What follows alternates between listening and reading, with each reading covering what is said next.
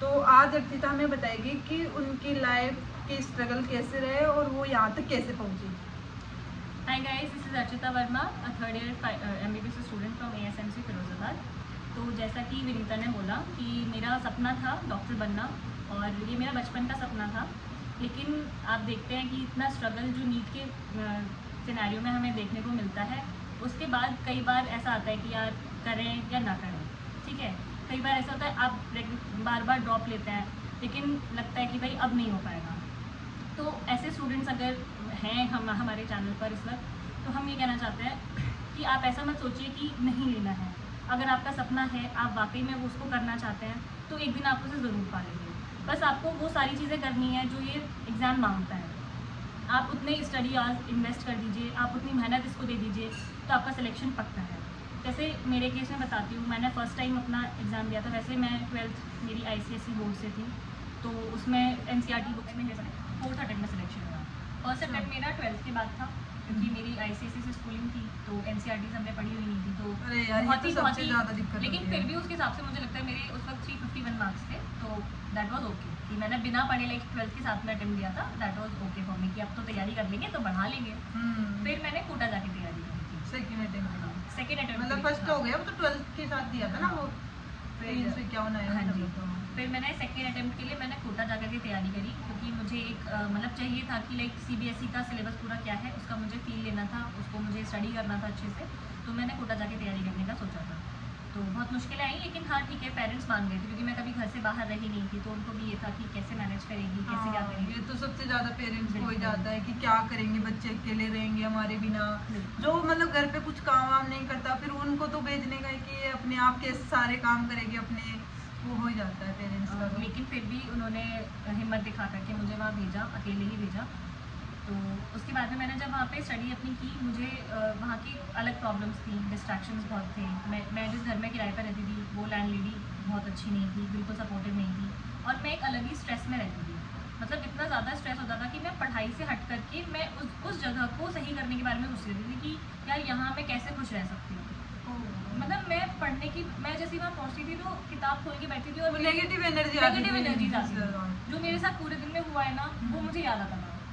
तो मैं घर पे भी शेयर नहीं कर सकती, क्योंकि फिर घर वाले परेशान होते थे कि हमारी बच्ची परेशान है, क्या करेंगे, और ऐसे करके। लेकिन फिर मेरा फाइनली ये मन बनाया कि मैं छोड़ देती हूँ कोचिंग बीच में। जो चैप्टर्स मेरे कंप्लीट हो गए हैं वो हो गए हैं कोचिंग से, जैसा भी है, बाकी मैं अपना सेल्फ स्टडी करूँगी। फिर मैंने सेल्फ स्टडी करी और मैंने अपना सेकेंड अटेम्प्ट दिया। उसमें मेरे 200 मार्क्स लगभग इंक्रीज हुए थे। मतलब मेरा स्कोर अराउंड 551 था। अच्छा, उनके 551 मार्क्स थे पहली बार तैयारी करने पर। तो बढ़िया थे, लेकिन सिलेक्शन तो नहीं हुआ ना। तो फिर मैंने काउंसलिंग करवाई, फर्स्ट काउंसलिंग थी वो, मतलब जब मैंने करवाई थी, तो मैं मॉपअप राउंड तक गई। मुझे उस वक्त अपने स्टेट की, यूपी के स्टेट की KGMU में जो BDS है गवर्नमेंट, केवल उसी कॉलेज में BDS है यहाँ यूपी में, तो वो टॉप कॉलेज है किंग जॉर्ज मेडिकल यूनिवर्सिटी। वहाँ BDS मुझे मिल रहा था, बट मैंने नहीं लिया। क्यों? क्योंकि मेरा एम क्या था, MBBS, तो वो मैंने नहीं लिया। फिर मैंने फिर से तैयारी अपनी शुरू की, पूरा सेल्फ स्टडी किया, ऑनलाइन कंटेंट तो जो था वो लिया, ऑफलाइन मेरे घर के पास में काफ़ी अच्छे टीचर्स थे NCERT, मतलब फिजिक्स के बहुत अच्छे टीचर थे, तो मैंने फिजिक्स वहाँ से कर लिया, केमिस्ट्री बायोलॉजी खुद से किया, प्रॉपर तैयारी करी। फिर मेरे मार्क्स आए 586 इन माई थर्ड अटेम्प्ट। ठीक है, उस वक्त मेरी रैंक कुछ 17,000 कुछ थी, 17 या 18,000 कुछ थी। पर उस टाइम पे उतने में सिलेक्शन नहीं होता था। हाँ बिल्कुल, है ना। तो उस वक्त मेरे को ये था कि यार इस बार तो मुझे मिल जाना चाहिए, लाइक मतलब कॉलेज, MBBS कॉलेज मिल जाना चाहिए। लेकिन रैंकिंग इतनी, मतलब कहाँ 586 मार्क्स पर आपकी रैंक 5,000 to 6,000 आया करती थी। लेकिन उस साल मतलब इतना जो भी रहा था, या तो बच्चे इंक्रीज हुए या घपलेबाजी, जो आप लोग कहीं से पेपर में भी उस टाइम पे ऐसा ही सीन हुआ था, थोड़ी घपलेबाजी हुई थी। डबल पेपर एक तो करवा लेते थे हमेशा, फिर उनका रिजल्ट एक साथ आते थे। तो मेरी रैंक काफ़ी नीचे आई थी। तो जब रिजल्ट आए तो हम थोड़े से हताश हुए थे कि यार कैसे क्या होगा। और मैं आपको बताऊँ, उस वक्त तक मुझे BDS भी नहीं मिलता था। मतलब लास्ट ईयर तुझे BDS मिल रहा था, वो भी टॉप कॉलेज में। हाँ, टॉप कॉलेज में, और अब BDS भी नहीं मिला। अब मुझे BDS भी नहीं मिल रहा था। और जिस साल मुझे BDS नहीं मिला, वो इतनी इमोशनल सी कहानी है मतलब मेरे लिए। अगर आप लोग मतलब सुनना चाहें मैं बताऊँगी। बताओ क्या सीन है। ऐसा था कि मैंने मॉपअप राउंड की काउंसलिंग उस वक्त ऑफलाइन हुआ करती थी। अच्छा। हाँ, तो ऑफलाइन काउंसलिंग में क्या होता है, जितने बच्चे आपके रैंक से आगे वहाँ प्रेजेंट होंगे उनसे पूछा जाएगा, उनकी चॉइस से कॉलेजेस भरे जाएंगे और फिर उनका अलॉटमेंट हो जाता है। आपकी रैंक आते आते जितने कॉलेजेस खाली होंगे, अगर आपकी उनमें से कोई चॉइस है तो आपको मिलेगा। हाँ, ये तो MBBS में भी होता है। ऑफलाइन जो होती है ना काउंसलिंग, उसमें यही होता है कि यदि आपसे ज़्यादा रैंक वाला आगे बच्चा है तो उनसे पूछेंगे कि इस कॉलेज में सीट खाली है, तुम लेना चाहते हो? तो लेना चाहता है तो उसको सीट अलॉट कर दी जाती है। यदि वो नहीं लेना चाहता है तो नहीं, मुझे नहीं लेना मैं नहीं लेना चाहता, तो वो फिर उसका आउट हो जाता है। तो जब मेरा मतलब जब शुरू में मैं सुबह के 10 बजे से रात के 10 बज गए थे और MBBS की काउंसलिंग रात के 10 बजे क्लोज हुई थी। मतलब अब बस बची थी सिर्फ BDS की थी। एक तो पूरे दिन के गर्मी के टाइम में हम लोग बिना खाए पिए, मेरे पेरेंट्स बाहर वेट कर रहे हैं, मैं फिर भी KGMU के लेक्चर थिएटर में बैठी हुई हूँ, AC एटलीस्ट चल रहा था वहाँ, लेकिन इतना टेंशन भरा माहौल था कि मेरा सर मतलब दर्द से फट रहा था। फिर ठीक है कोई नहीं, फिर मेरे को लगा कि चलिए ठीक है BDS की काउंसलिंग में एक बार देख लेते हैं, अगर कोई सीट मिल रही होगी तो देख लेंगे, ले लेते हैं। पर उस वक्त क्या हुआ था मेरे साथ कि 5 लोग थे, मतलब उस वक्त तक जितने बच्चे बचे थे उसमें 2 सीट्स खाली थी BDS की और 5 बच्चे थे, ठीक है, जो प्रेजेंट थे वहाँ पर, जिसमें से फर्स्ट कैंडिडेट को बुलाया गया, उसने जाकर के सीट ले ली, कन्फर्म हो गया। अब बची 1 सीट और 4 कैंडिडेट्स, ठीक है। उसके बाद में जब दोबारा से कॉलिंग की गई तो सेकंड जो कैंडिडेट था उसने ऑप्ट आउट कर दिया, थर्ड जो कैंडिडेट था वो कहीं चला गया था तो वो वैसे ही ऑप्ट आउट हो गया, फिर मैं बची थी और मुझसे बस एक और, and I was just wishing कि बस ये भी प्लीज या तो ऑप्ट आउट कर दे या ये बस सीट छोड़ दे, ये बस इसके बाद में मुझे ही मिलेगी। बट उस कैंडिडेट ने वो सीट ले ली and I was left with 0 seats at my rank. तो इतने एकदम मुहाने से बाहर लौट करके आना, मतलब खाना मुंह में दे दिया और फिर वापस छीन लिया, वो सीन हुआ है तुम्हारे साथ? तो बिल्कुल, तो वो इतना ही मतलब ऐसा सीन था मेरे साथ कि यार इतना क्लोज, मतलब मुझे तसल्ली होती कि अगर मेरे से आगे कम से कम 20-25 बच्चे होते तो मुझे लगता ठीक है यार कोई बात नहीं, है ना, ठीक है, बहुत सारी रैंकिंग थी भाई, बस एक बच्चा मेरे आगे था, एक सीट मेरे से मतलब बस दूर थी BDS, तो मुझे वो भी नहीं मिली।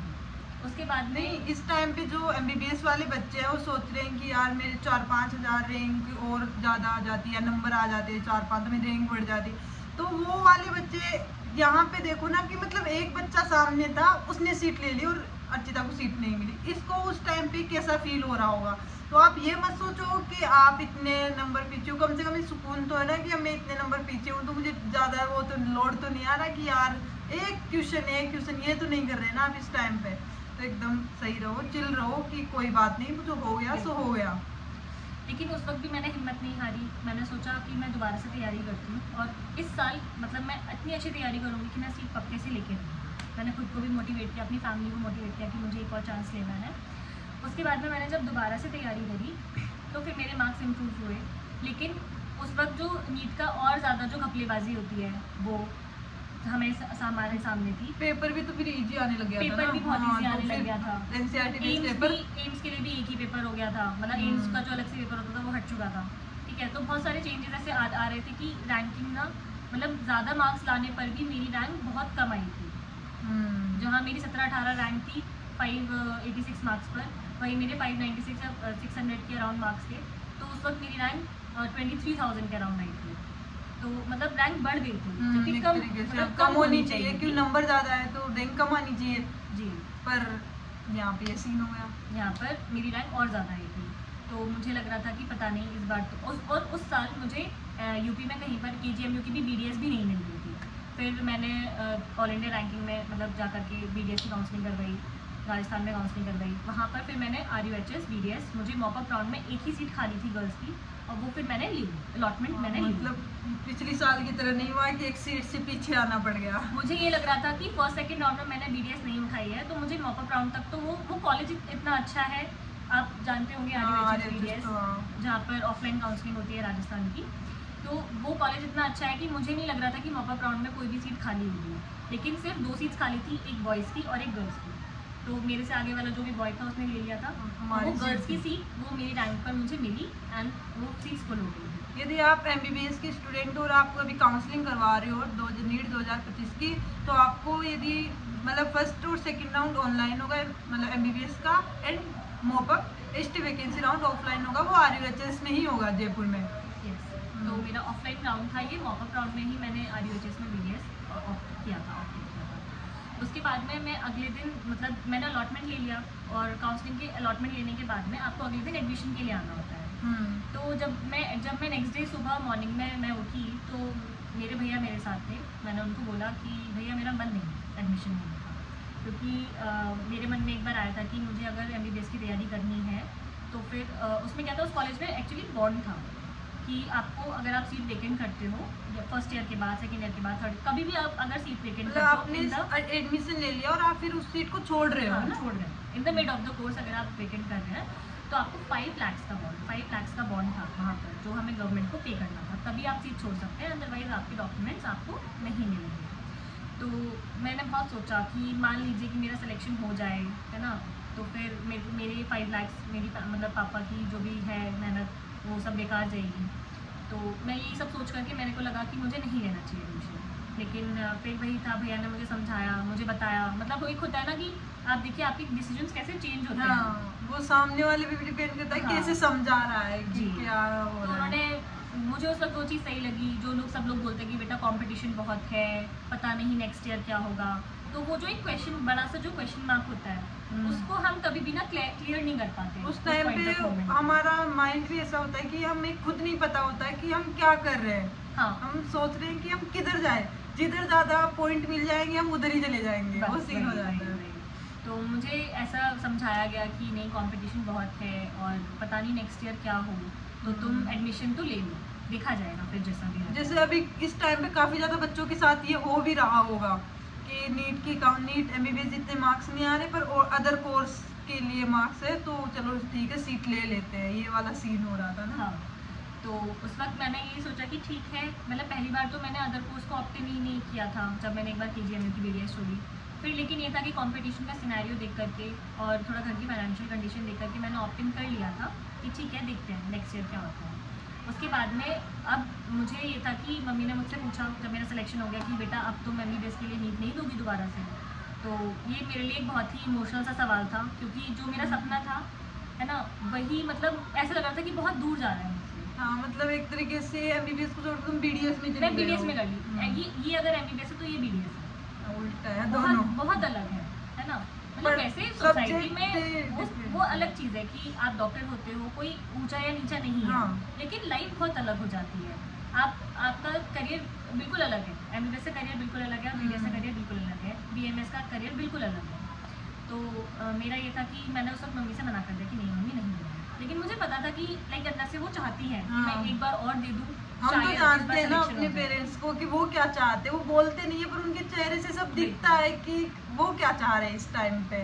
बस जब मैं वापस जयपुर आई, अपने कॉलेज मैंने स्टार्ट किया, तो मुझे बस मम्मी की वही शक्ल याद थी कि यार मम्मी चाहती हैं कि मैं एक बार और दूँ, मेरे पापा मेरे चाहते हैं कि मैं एक बार और दूँ, बस एक बार एग्जाम, मतलब एक बार लास्ट चांस, एक बार अपनी लाइफ को एक और दूँ कि मैंने जो सोचा था उसको पाने के लिए मैं एक अटेम्प्ट और दे लूँ, बस ये था मन में। तो लेकिन अब अटेम्प्ट तो मैं दे दूँ, लेकिन समय भी तो होना चाहिए। तो 2021 की जब काउंसलिंग एंड हुई थी तो वो अप्रैल की लास्ट वीक में हुई थी, मतलब अप्रैल के एंड में मेरा कॉलेज स्टार्ट हुआ था एडमिशन के बाद, और हमारा एग्ज़ाम 17 जुलाई को था इन द सेम ईयर, ठीक है। तो मेरे पास कुल मिलाकर के 3 मंथ्स थे, जिसमें से 1 मंथ तो आपको सेटल होने में, कॉलेज जाना आना, नए लोगों से मिलना, क्योंकि नई कॉलेज नई चीज़ें देखना, सीनियर वगैरह भी होंगे वहाँ पे भी, हाँ, तो सब लोगों से बात करना। उस वक्त ऐसा था कि मतलब मेरे पास इफेक्टिवली मेरे पास सिर्फ 2 मंथ्स बचे थे, मतलब 1 मंथ तो इन्हीं सब चीज़ों में निकल गया था, फिर इफेक्टिवली बस मेरे पास मई और जून मतलब बस बचा था जिसके लिए मैं मतलब तैयारी कर सकती थी।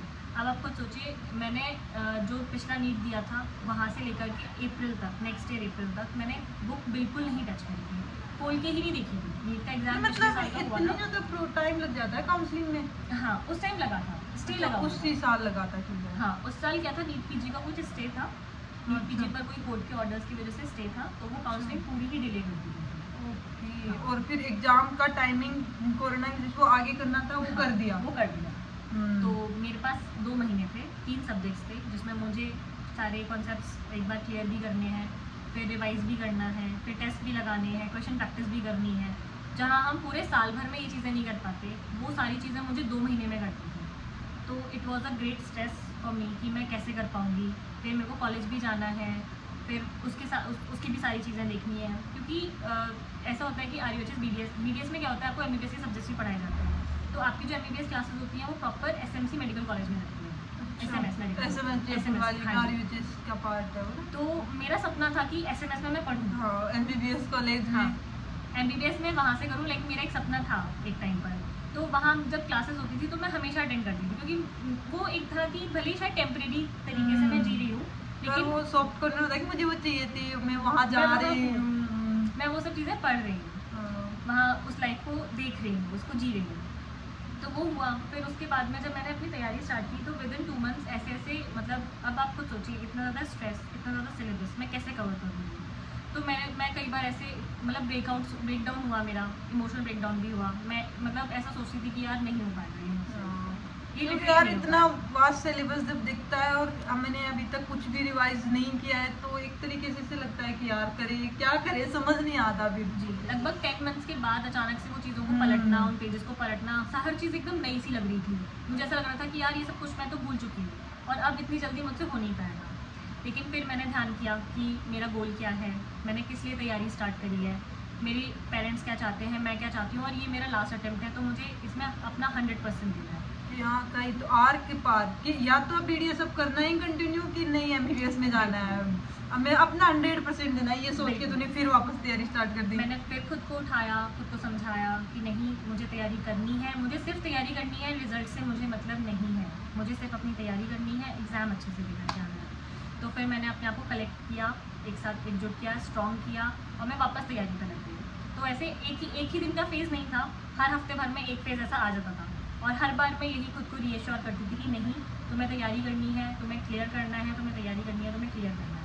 ये तभी हो पाता है जब आप ये स्ट्रांगली अपने आप को कि उस चीज़ के लिए डेडिकेट कर देते हो कि मुझे वो चाहिए, कि तुम्हारे अंदर वो फील आएगा कि यार हो पाएगा नहीं, लेकिन खुद को उस टाइम पे तुम मोटिवेट कर लेते हो क्योंकि तुम्हें वो चीज़ चाहिए होती है।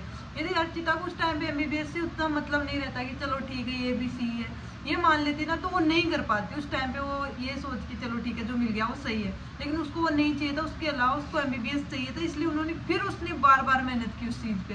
बिल्कुल, बार बार एक तरीके से बार बार ही हो गया कि हर हफ्ते में एक बार इस सोच रहे हैं कि होगा कि नहीं होगा, फिर वो वापस खुद को मोटिवेट करना। फिर सबसे ज़्यादा बड़ा इमोशनल ब्रेकडाउन जो मैंने फील किया था वो ये था कि 11 दिन बचे थे और मैं अपना कॉलेज छोड़ करके मैं घर आ गई थी, क्योंकि मेरा सेंटर मेरे घर के पास ही था। तो वहाँ पर पहुँच करके जब एग्ज़ाम मैं अच्छे से पढ़ रही थी, बहुत अच्छे से पढ़ रही थी, दिन में जितना टाइम यूटिलाइज़ कर सकती थी मैं उतना टाइम यूटिलाइज़ कर रही थी। फिर एग्ज़ाम से 7 दिन पहले 10 या 11 जुलाई को, 17 जुलाई का पेपर था, तो 10-11 जुलाई को मुझे ऐसा लगा कि नहीं, मतलब मैंने तब तक कोई टेस्ट प्रैक्टिस नहीं किया था, बस मेरी एक बार रीडिंग पूरी हुई थी। अच्छा, मैंने सिलेबस कवर किया था कि ये चीज़ होगी, लेकिन मैंने कोई टेस्ट प्रैक्टिस नहीं करी थी, कोई बहुत ज़्यादा क्वेश्चंस मैंने नहीं लगा रखे थे। अब विदिन 7 डेज मुझे टेस्ट भी लगाने हैं, क्वेश्चंस भी करने हैं, जो पूरी साल करते हो वो तुम 7 दिन के लिए छोड़ गए हैं। तो मुझे ऐसा लग रहा था कि नहीं हो पाएगा और मैं एग्ज़ाम ये वाला नहीं दूंगी। तैयारी तो मैंने स्टार्ट कर दी है, लेकिन मुझे थोड़ा टाइम चाहिए और मैं नेक्स्ट ईयर ही एग्जाम देती हूँ, ठीक है। मतलब वो सपना था, वो पूरा करना था, कुल मिला के बाद चाहे कितना ही टाइम लगे, मुझे वो सपना मेरा सच करना है, वो था तेरे मन में। बिल्कुल। तो फिर मतलब मेरा भाई मुझे थोड़ा सा देर के लिए बाहर लेके गया, मैंने उससे ये चीज़ शेयर की। हमेशा ना देखिए, आपके घर में कोई भी हो, अपने आप को ना बॉटल अप करके मत रखिए। तो जो सोल्यूशन आपको नहीं दिख रहा, शायद जो लोग उस पाथवे से जा चुके हैं या जो लोग आपसे बड़े हैं वो लोग आपको गाइड कर सकते हैं कि उस फेज से कैसे निकलना है। जैसे मेरे भैया को जब मैंने ये चीज़ शेयर करी तो वो मुझे एक शॉर्ट वॉक के लिए बाहर लेकर के गए, हमारी थोड़ी सी बातचीत हुई, उन्होंने बस यही बताया कि देखो तुम्हारे पास ये 7 दिन है, ठीक है, इससे ना मतलब तुम महीने वेस्ट भी कर सकती हो और फिर एग्ज़ाम दे के आओ, क्योंकि फॉर्म तो तुम भर चुकी हो, या फिर तुम इन 7 दिन को इतने अच्छे से यूज़ कर लो, इतने अच्छे से कि शायद तुम्हारा एक 5 नंबर का क्वेश्चन इन्हीं 7 दिन की मेहनत पे सही हो जाए। और 5 नंबर अगर आपके सही होते हैं या 4 नंबर का क्वेश्चन एक सही होता है तो आप देख सकते हैं कि एक 1000 रैंक ऊपर नीचे होता है। हाँ, एक नंबर पे, सही बात है, एक या नंबर पर या एक क्वेश्चन अगर सही होता है तो आपकी 1-2 हज़ार रैंक ऊपर नीचे हो जाती है। तो ये मुझे काफ़ी मोटिवेटिंग लगा कि भाई सही बात है, मेरे पास 7 दिन है बस, या तो मैंने यूटिलाइज़ करके कुछ बेटर, ऑब्वियस ही बात है आपके एफर्ट्स कभी वेस्ट नहीं जाते। अगर मैं आराम से रिलैक्स करूँ, मैं नहीं पढ़ूँ उन 7 दिनों में, तो मैं उस चीज़ को नहीं, मतलब जो फ़ायदा छोटा मोटा भले 1 या 2% हो, लेकिन फ़ायदा होगा एग्जाम में, उस चीज़ का फ़ायदा होगा। मेरे पापा भी मुझे ऐसे मोटिवेट करते हैं कि तुम टेस्ट दे के आके टेंशन करने के बजाय तुम उस टाइम पे पेपर एनालिसिस करो कि मैं कहाँ गलती करके आई थी टेस्ट में, तो आगे वाले नीट के पेपर में वो गलती तुमसे ना हो और तुम्हारे नंबर ज़्यादा है। तो मैंने फिर से तैयारी अपनी जो टेस्ट मुझे लगाने थे, जो मेरा शेड्यूल था वो मैंने फॉलो किया। फर्स्ट टेस्ट मैंने दिया, उसमें मेरे मार्क्स 550 के अराउंड आए थे, जो बहुत ही कम थे और मुझे लग रहा था कि यार नहीं हो सकता। मुझे बार बार हर दिन, मतलब कोई और तो क्या कहेगा, मेरा खुद के रिजल्ट्स देख करके मुझे ऐसा लगने लगा था कि मेरा नहीं हो सकता। खुद पे डाउट आ रहा था कि मैं नहीं कर सकती। बिल्कुल खुद पर ही एक डाउट था, लेकिन वही जो मेरा एक इनर सेल्फ था जो चाहता था कि मुझे मेरा गोल क्या है, जिसे पता था कि मेरा गोल क्या है, वो मुझे बार बार कहीं ना कहीं लाइक कवर अप करता था कि नहीं यार कोई बात नहीं, इस टेस्ट में नहीं आया ना, मैं दूसरा टेस्ट दूंगी उसमें अच्छा स्कोर करूंगी, तीसरा टेस्ट दूंगी उसमें अच्छा स्कोर करूंगी, और फाइनली नीट में अच्छा स्कोर करना है। टेस्ट में स्कोर करने से कुछ नहीं होता, मुझे नीट में अच्छा स्कोर करना है। खुद को मोटिवेट रखने का तरीका था कि मुझे कोई बात नहीं, इस टेस्ट में नहीं आए तो पर नीट में आएंगे मेरे। फिर मैंने मार्क्स पर ध्यान देना छोड़ दिया, मेरे कितने भी मार्क्स आ रहे थे मुझे उससे मतलब नहीं था, मैं बस ये देखती थी कि मेरी मिस्टेक्स क्या हैं और उन मिस्टेक्स को बस मैं रिपीट नहीं करती थी। मेरे अगर नेगेटिव ज़्यादा हो रहे थे तो मैंने अपने नेगेटिव्स को कट शॉर्ट किया, जहाँ पर मेरे को कंसेप्ट नहीं पता था मैंने वहाँ पे कंसेप्ट सीखा, और ऐसे इंप्रूव करते करते नीट का एग्ज़ाम दिन आ गया। नीट का मैंने एग्ज़ाम दिया, उसकी पूरी एक अलग कहानी है कि आपको कैसे एग्ज़ाम में कैसे क्या किन चीज़ों का ध्यान रखना होता है, वो हम एग्ज़ाम के टाइम पे शॉर्ट वीडियो बना देंगे। तो फिर मैंने एग्ज़ाम दिया, और एग्ज़ाम देने के बाद जब मैं हॉल से बाहर आ रही थी, बहुत लोग बाहर आते थे, बहुत बच्चे बाहर आते थे, ठीक है, उन सबको क्रॉस करके जब मैं एक ऐसी जगह पर आई थी जहाँ मुझे थोड़ा सा हवा मिली, मतलब खुली हवा मिली, मैंने सिर्फ आकाश की तरफ देखा, यार ये तो होता है, और बस मैंने ये बोला कि आई एम डन नाउ, ये मेरा बेस्ट था, मैं इससे ज़्यादा मेहनत नहीं कर सकती। ये फीलिंग लिटरली ये सेम फीलिंग मुझे आई थी मेरे एग्जाम देने के बाद, कि सारे बच्चे ऐसे निकल रहे थे और मैं ऐसे पेपर को हाथ में लिए ऐसे खड़ी थी कि डॉक्टर तो बन गई, नीट तो निकल जाएगा यार, पेपर तो सही हुआ है ना। ये अंदर से जो ये फीलिंग थी, जो विनीता को भी आई और मुझे भी वो आई, वो फील जो आया था वो उससे पहले के अटेम्प्ट्स में कभी नहीं आया।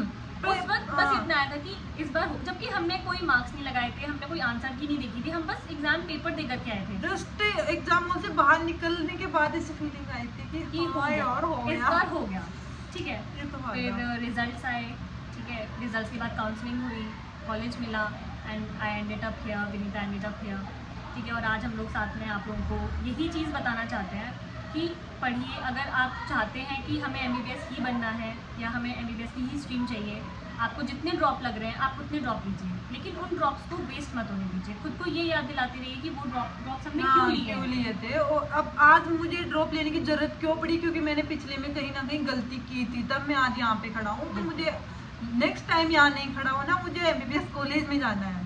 और आप जाएंगे, अपने ऊपर बिलीव रखिए, बिल्कुल डेफिनेटली जाएंगे। और हाँ, जो चीज आपने सोच ली कि मुझे वो करना है, वो तो उसको बिल्कुल क्रिस्टल क्लियर रखिए, कभी अपने आप पे डाउट मत करिए कि मेरे से नहीं होगा, क्यों नहीं होगा, क्यों नहीं होगा, ये सोचो ना क्यों नहीं होगा। ये आपके पास आना ही नहीं चाहिए कि मेरे से नहीं होगा, क्योंकि तुम्हारी खुद की इच्छा थी डॉक्टर बनने की, किसी और की इच्छा नहीं थी। और लेकिन यार उस टाइम पे क्या सीन रहता है, जब हम एग्जाम हॉल से बाहर निकलते हैं और हमारे पेरेंट्स सामने खड़े होते हैं, ऐसे पापा मेरे को बोल रहे थे, ऐसे दिखा रहे थे कि मैं यहाँ खड़ा हूँ, यहाँ पे आ जा। पापा ने ऐसे देखा, हो जाएगा, तो पापा इतने खुश हुए लिटरली, मतलब मैं भी, मतलब वो एकदम मस्त सीन रहता है, वो लाइफ टाइम याद रहेगा तुम लोगों को। बिल्कुल, वो दिन, वो मोमेंट्स आपको ना लाइफ टाइम याद रहेंगे। मतलब आज मुझे कितने ही स्ट्रगल याद होगा कि मैंने ऐसा किया वैसा किया इस नीट के एग्ज़ाम के लिए, लेकिन आज जब मैं अपने आप को देख रही हूँ ना, तो मुझे लगता है कि वो पूरा स्ट्रगल वर्थ इट है, बिल्कुल वर्थ इट है। आप ऐसा मत सोचिए कि आपकी मेहनत वेस्ट हो रही है, डॉक्टर बनने में कुछ नहीं रखा है, ऐसा कुछ भी मत लाइए, कोई क्या कह रहा है कुछ मत सोचिए। आपका अगर सपना है, आपको पूरा करना है, तो उसे पूरा करके दो। और ये बच्चे होने की हमारी एज हो रही है, ये सीन कोई लोग रहे कि इतना ड्रॉप हो गए वगैरह वगैरह, तो ये चीज़ मत सोचिए। क्योंकि देखो, मैंने जब ड्रॉप लिया था, मेरा सिलेक्शन नहीं हुआ था, तब मैंने उस टाइम जब सिलेक्शन नहीं हुआ तो उस ईयर की बात है कि मैं बाहर निकली, तो अब लग ही रहा था, पेपर देख के पता लग जाता है कि यार होगा कि नहीं होगा, तो ऐसे कि नहीं होगा इस साल तो पापा कोई बात नहीं बेटा, कोई बात नहीं। फिर एक भैया थे, तो वो गाड़ी चला रहे थे, अपनी बाइक थी उनकी, थोड़ी ख़राब हो गई। फिर पापा ने उनसे पूछा, पेपर देने आए होंगे दिलाने आए हो? मुझे इतनी शर्म आया कि पापा इनसे पूछ रहे हैं, ये तो दिलाने आए होंगे 100%। सही बात है। नहीं देने आया हूँ। पता नहीं होगा कि नहीं होगा। मैं सोची मेरी मैं तो अभी बच्ची हूँ यहाँ पे, तो मेरे तो फिर क्या टेंशन। फिर मैंने कहा ठीक है ड्रॉप लेंगे। उसी टाइम सोच लिया जब मैंने पहले अटेम्प्ट दिया था कि नहीं होगा, तो मैंने सोच लिया था कि ड्रॉप लेंगे। फिर नेक्स्ट ईयर ड्रॉप लगी, मैंने सिलेक्ट हो गई यहाँ पे। लेकिन ड्रॉप करने में कोई बुराई नहीं है, हाँ। कोई भी बुराई नहीं है। ये एग्जाम ही ऐसा है कि एक स्ट्रगल मांगता है, लाइक लॉन्ग स्टडी आज मांगता है। उसके बिना आप इतना भीड़ है, इतनी कंपटीशन है, प्लस सीट्स इतनी ज़्यादा कम है कि ये इंडिया का सेकंड टफेस्ट एग्जाम्स में आता है नीट-यूजी एग्जाम। तो इसमें कुछ तो बात है। और आप बात है मतलब लोग इसके पीछे हैं कि हाँ मुझे ये करना है, टफ करने में मजा आता है। बिल्कुल ये भी है यार। इजी होता तो सभी कर लेते। जैसे कि वो कहा था ना चाणक्य ने, चंद्रगुप्त ने पूछा चाणक्य से कि आचार्य ये सब त्याग नहीं करना पड़ता, मतलब भारत के विकास, अखंड भारत बनाने के लिए, तो क्या होता मतलब साम्राज्य बनाने के लिए। लेकिन फिर तो हर कोई महाराजा होता है यहाँ का, तुझे क्यों चुना जाता है यहाँ पे। बिल्कुल। आप अगर इस जर्नी में हैं तो कहीं ना कहीं आपको पता होना चाहिए कि आप उसके काबिल हैं। लेकिन बस जो भीड़ को क्रॉस करके आपको आना है, उसके लिए जो मेहनत करनी है, बस आप वो कर लो एंड आप एक अच्छे मेडिकल कॉलेज में लैंड करेंगे। Okay tata bye bye. और अपने सपनों को सच करना है, इसके आगे पीछे कुछ नहीं सोचना। और all the best. All the best.